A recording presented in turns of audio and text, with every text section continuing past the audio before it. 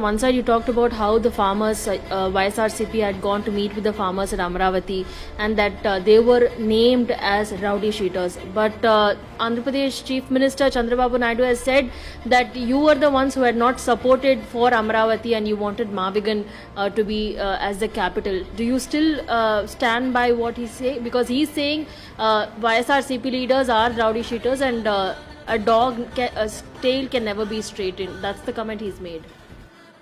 Yeah, my next election would be fought on the battle Mavigan versus Amravati. Yes, we would stand by it. We are for Mavigan. Everybody who is for Mavigan will vote for YSRCP. Everybody who is for Amravati will vote for Chandrababu. We will stand by it. We will make it an election issue. For them, we'll put it up in the manifesto also. Mavigan, YSRCP. We will stand by it. Let's see how people will vote.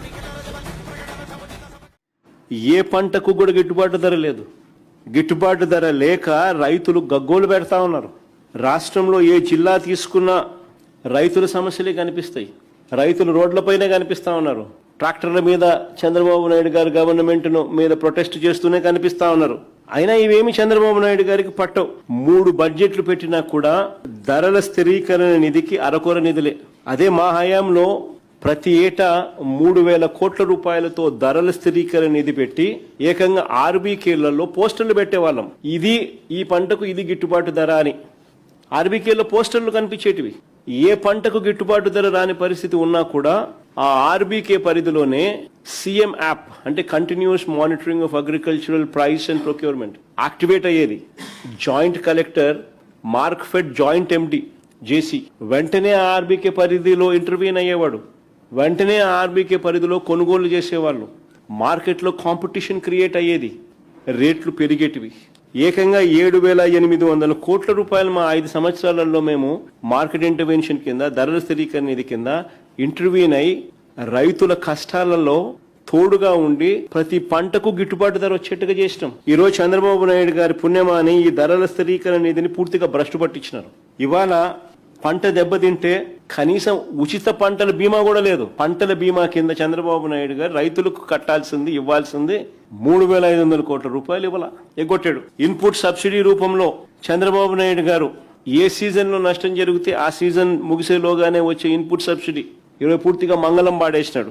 ఇవాళ చంద్రబాబు నాయుడు గారి వల్ల రాష్ట్రంలో రైతులకు చేసిన మోసాలే ఇవాళ గ్యారంటీలుగా కనిపిస్తా ఉన్నాయి. బాబు పాలన మోసం గ్యారంటీ. చంద్రబాబు నాయుడు గారు అధికారం లేకపోచ్చి వరుసగా 2వ ఏడాది కూడా పొగాకు రైతులు ఈ రోజు రోడ్లు ఎక్కుతా ఉన్నారు. మా ప్రభుత్వంలో చరిత్రలో ఎప్పుడు చూడని విధంగా తొలిసారి బిడ్డింగ్ ప్లాట్ఫామ్స్ మీదకి మార్క్ఫెడ్ ప్రవేశం చేసింది. మార్క్ఫెడ్ ద్వారా మనం కొనుగోలు చేసేవాళ్ళం. మార్కెట్లో కాంపిటీషన్ క్రియేట్ చేసేవాళ్ళం. పొగాకు రైతులకు మా హయాంలో ఒక భరోసా ఉండేది. ఇది central government ministry of commerce అప్పట్లో ప్రెస్ రిలీజ్ చేసింది. నన్ను చూడండి ఒకసారి చదివితే సెంట్రల్ గవర్నమెంట్ చెప్పింది హైయెస్ట్ రేట్ రికార్డ్ రేట్ వచ్చింది 2023-24లో ఫార్మర్స్ కు పొగాకు రైతులకు 285 రూపాయల యావరేజ్ ప్రైస్. ముఖ్యమంత్రి గారేమో పొగాకు కొనుగోలు కంపెనీలతో చంద్రబాబు గారు సమావేశమై కనిష్ట ధర 200 రూపాయలకు తగ్గకూడదని గట్టిగా చెప్పాడని ఎల్లో మీడియాలో ఒకటే ఊదరగొట్టడం చూసాం మనం. ఈయన చెప్పాడో లేడో రేటు 160కి పడిపోయింది. డబాల్ 240 మిలియన్ కిలోల పొగాకు పండితే ఈ సీజన్ లో 75 రోజులు అయిపోయింది. ఇంతవరకు కొన్నది ఎంతో తెలుసా? కేవలం 29 మిలియన్ కిలోలు మాత్రమే కొనుగోలు జరిగింది. 240 మిలియన్ కిలోలకు గాను 75 రోజులు అయిపోయింది. కొనింది కేవలం 29 మిలియన్ కిలోలు. రైతులు రోడ్డెక్కకి ఏం చేస్తారు? రాజ్యాంగం అనేది జరుగుతా ఉందని చెప్పడానికి ఎన్ని నిదర్శనాలు.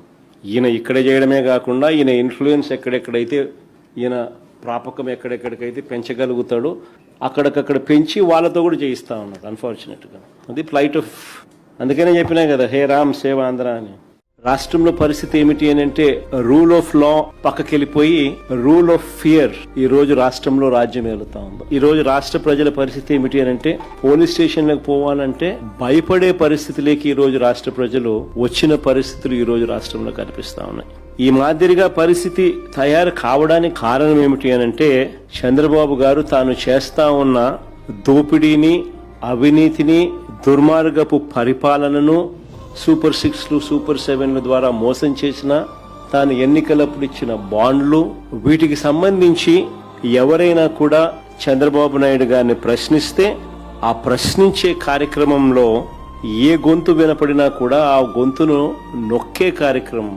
ఎప్పుడైతే చంద్రబాబు నాయుడు గారు చట్టాన్ని, పోలీస్ వ్యవస్థని తన చేతుల్లోకి తీసుకుని ఎవరైనా కూడా తనను ప్రశ్నిస్తే, ప్రతిపక్ష పార్టీ కావచ్చు, సోషల్ మీడియా యాక్టివిస్టులు కావచ్చు, ప్రశ్నించే జర్నలిస్టులు కావచ్చు, లేకపోతే రాష్ట్రంలో ఎవరైనా సరే తనను ప్రశ్నిస్తే చాలు వాళ్ళందరినీ కూడా అణిచివేసే కార్యక్రమంలో చంద్రబాబు నాయుడు గారు చట్టాన్ని, పోలీస్ వ్యవస్థను తాను వెపనైజ్ చేసినాడు. ఈ రోజు ఈ దిగజారిపోయిన వ్యవస్థల పర్యావసాలే ఈ రోజు మనకు కనిపిస్తా ఉన్నాయి. న్యాయం, ధర్మం అనేది గాడి తప్పితే, వ్యవస్థలు దిగజారిపోతే, వ్యవస్థల్లో భయం అనేది పోతే మనం మనుషులమే అన్న సంగతి మర్చిపోయే కార్యక్రమం ఈ రోజు జరుగుతా ఉంది.